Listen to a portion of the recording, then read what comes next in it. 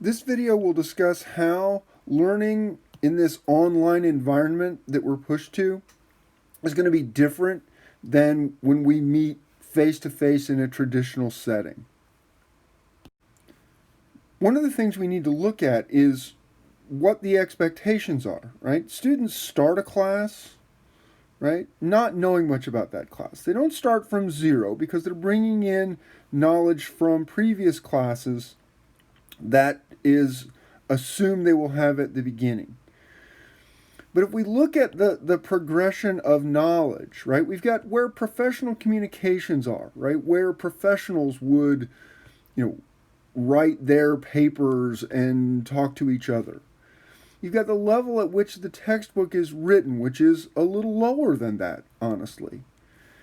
Then you've got the level at which exams are written, and that if students are writing at which students are supposed to communicate, right, which is a little lower than the level at which the textbook is written.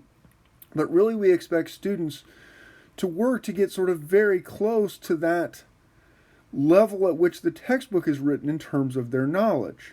So how do we bridge this gap, right? That's the question. Well, in the traditional model, right, students were supposed to start off by reading the text, right?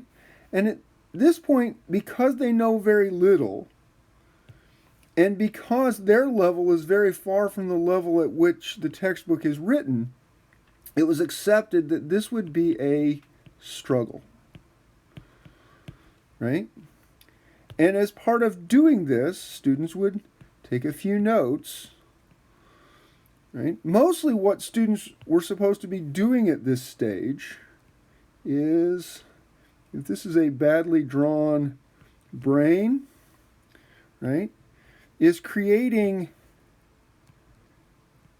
holes in their brain, right? What are the questions that are an important part of understanding this material? Okay.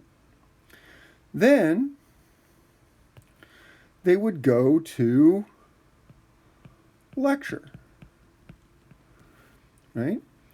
Where the students would take more notes, but because lecture moves very quickly, right, these notes would be rough. But the point was that the lecture should fill in, answer some of those questions generated as students were reading, right? But lecture was a limited time, right? And so lecture could only do a part of the content presentation. Immediately after class, students were supposed to expand their notes, right? They were supposed to work problems, right? If any questions arose, I guess, right? They should be addressed before students would review for a test, right? And so the big areas at which content was supposed to be communicated was in the initial reading, in lecture, but mostly in this compilation of the notes after lecture, right?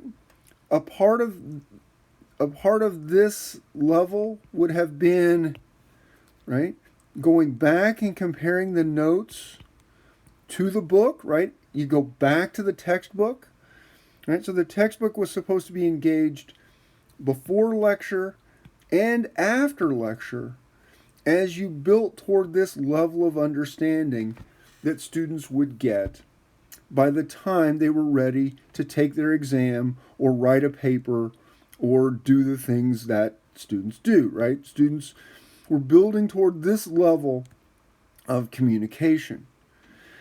Now, the changes we've had to make by moving online, right, make this more difficult. And another thing we have found over the years is that very few students really followed this model. The big things that students didn't do, students didn't like to read beforehand. And so by not reading beforehand, what it really did was it shifted all of this back, right? It's almost like everything else slid down the slope to fill that space. And so for students, often lecture was the first time they were hearing the material. Because they hadn't read the material beforehand, they weren't filling holes and answering questions at this stage, right? They were saving that for higher up the scale, right? And some students never were effectively engaging the textbook even after lecture. And so as a result, they struggled getting to near the textbook level in terms of communication. And so all of this slid down. Students were struggling reading the level of language used on exams, right? And we're not seeing student communication at the level that we want, right? So even before we were forced to move to an online presentation model, there were issues because of the way this was being implemented in practice that was affecting student learning. Okay? So now let's look at the way we hope this goes for, when we're doing the majority of our presentation online. In the online hybrid presentation model, we really need to reverse our expectations, right? So students can start by using a video lecture, right? They can use the video lecture that is designed really to be that first bridge from where students are starting into the material, right? Instead of trying to engage the textbook that is written up here, the video lecture should be a more straightforward transition, right? Again, students should take notes as part of this, right? Because that writing of notes is part of active learning, right? And so you should take detailed notes. But one advantage is, since the video lecture can be self-paced, the notes will not be rushed like they would be in a traditional classroom setting where things are moving very quickly. You can stop the video, you can make sure your notes are complete, then you can move on, make sure those notes are complete, right? So you should get a much better set of study notes out of this video presentation of material, right? Then, once you've been introduced to the material, you can go to the book and use, right, the book's higher use of the language to pull you on up this scale of understanding, right? And then you can compare what the book says to the way it was presented in the video lectures. That can help you refine your notes, right? So you're taking more notes, right, as you do that, right? You can work a few problems, right, which will generate questions. And then for the things that we're going to be encountering, at that point we will have, right, a meeting, right, for class problem solving, right? So our time in class will be spent actually doing problem solving instead of presenting information. Right? After that class, problem solving, right? You can do more problems, right? After you've had some instruction on the kinds of problems, and then we can review before any exam or student communication to assess your knowledge. And so this model does some things that students have said that they wanted.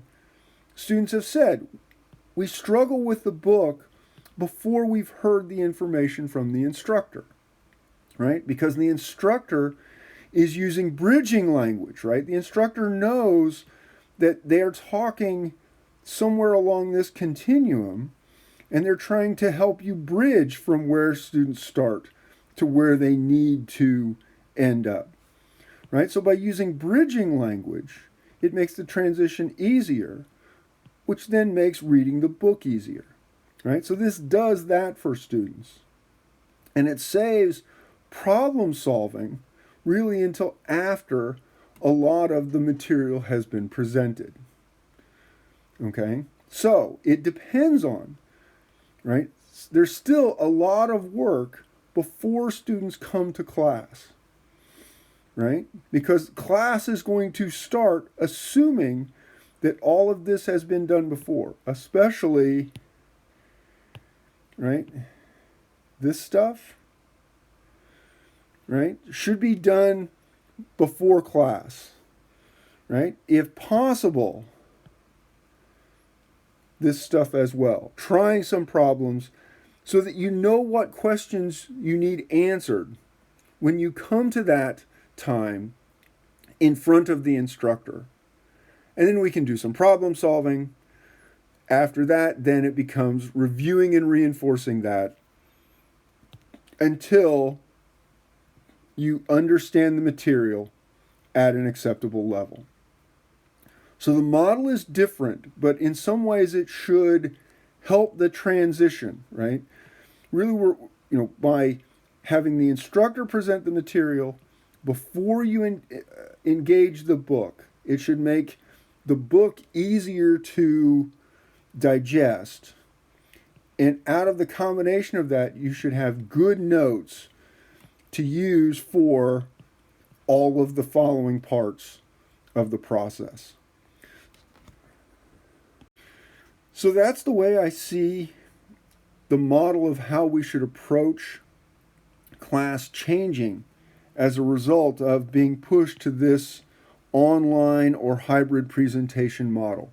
In the end, because you can slow these lectures down and take good notes, total presentation time will probably be greater than the time you would have normally spent in class, right? Judging by my video recording so far, my lectures are actually in total a little shorter than class time would be. But by the time you stop and slow down and consider to make sure you've got really good notes coming out of the opportunity that you have with a video presentation, it will probably take you longer than sitting in class would take. Okay, so you need to plan around that time. So if you have any questions, let me know. We've got a lot of work to do this semester.